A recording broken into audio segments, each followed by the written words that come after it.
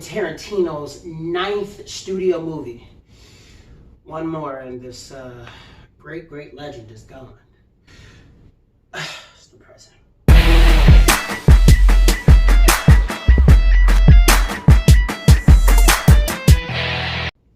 Hi, and welcome to another episode of The Brothers Perspective. I'm your host, Kenney, and today we are reviewing Quentin Tarantino's 9th studio film, Once Upon a Time in Hollywood.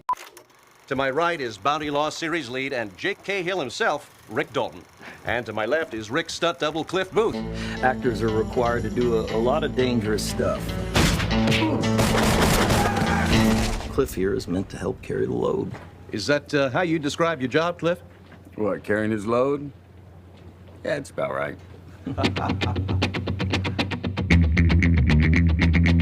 Once Upon a Time in Hollywood stars Leonardo DiCaprio. It stars Brad Pitt, Margot, Robbie, and of course a great cast of people they didn't even bother mentioning in the trailer.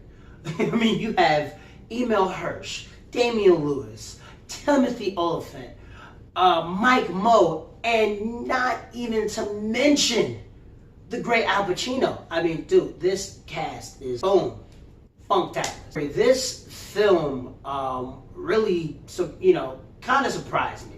It was a Tarantino comedy, which is something I'm not really used to, but it's still unique in its own way. It still has all the Tarantino effects, of course, excessive, violence. It's always great shots, dramatic scenes. There's always, a bit of arguments, a couple of mumble jumble ramblings, and it just, of course, just everything that Tarantino's known for, including his love for Westerns. The story follows Rick Dalton, this, I guess you can't really call him a struggling actor. He's an actor who's realizing that his prime is diminishing. He's character of this hit TV show Bounty Law, which is kind of like the old school like Gunsmoke TV shows and black and white about bounty hunters, and it's actually it's actually pretty hilarious. But when Rick is realizing that he's not going to be able to have such a smooth transition from either another TV series or film, the story starts to get creative and pretty hysterical. I loved Leonardo DiCaprio in this film because I've always seen Leo play somebody who's confident. This character of Rick Dalton is completely insecure. It goes back to those classic little actors of the 60s where, they really require you to be a jack of all trades, and he really isn't. He's noticing that his time is up, his prime is pretty much diminishing, and he starts to go into a panic. To see DiCaprio being alcoholic, insecure, just bumbling oaf from time to time is hysterical. It is completely hysterical, but it also makes you root for the guy. Brad Pitt plays, a complete, California stud. He's a Vietnam vet, and the guy just embodies just a cool California dude. It's but it's sad because, of course, in the film, he has some tragedy that's kind of came, that's kind of out of his control. And the chemistry between DiCaprio and Brad Pitt really make this film. You can really tell that they're buddies that really need each other. DiCaprio, of course, being this struggling alcoholic, Clint Booth being his friend, is leaning on the guy because of this tragedy. It's hard for him to find work. There's not a lot of people who trust him or are willing to work with him. And it's not till Rick really throws his weight around to where, he kind of starts to get a little bit of work.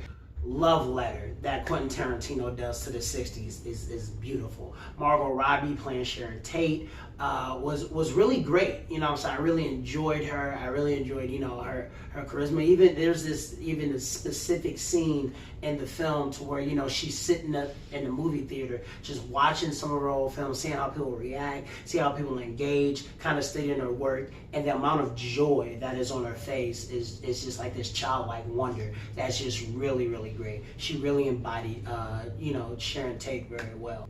My only regret with that is that they really didn't give Margot Robbie enough to do. You probably could have got any other actress to play that. No disrespect to Margot Robbie. I completely love her, but when you go to see a film starring Margot Robbie, you want more Margot Robbie. Mike Mo, never seen any of his work before this, but dear God, his entire persona of being Bruce Lee was so great. I was smiling ear to ear as a huge Bruce Lee fan, and of course when they started talking about Muhammad Ali, my fingers were crossed hoping the guy would make an appearance. This film, if I had to give it a score, I'd give it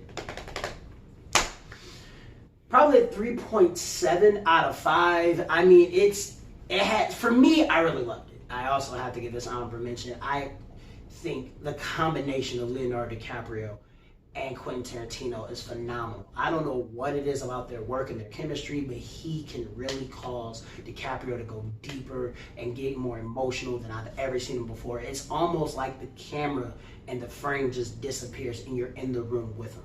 I have no idea how they do it. It is almost incredible. It's the greatest magic trick I've ever seen in my life. I do recommend this movie, so please let us know what you think in the comments. Give us a like, share, and subscribe. If you want, you can follow me on my social media, KenDogDMFT on Twitter and Instagram, and Kenney Steele also on Facebook. So until then, you guys, be cool, be kind, and we'll catch you soon. Peace. What's up, YouTube? I just want to say thanks for making it to the end of the videos. I know Kenney can be long-winded at times. And also check us out on our social media page. Make sure you like, share, and subscribe. And if you want to see more videos, make sure you click on our YouTube page. From now on, peace.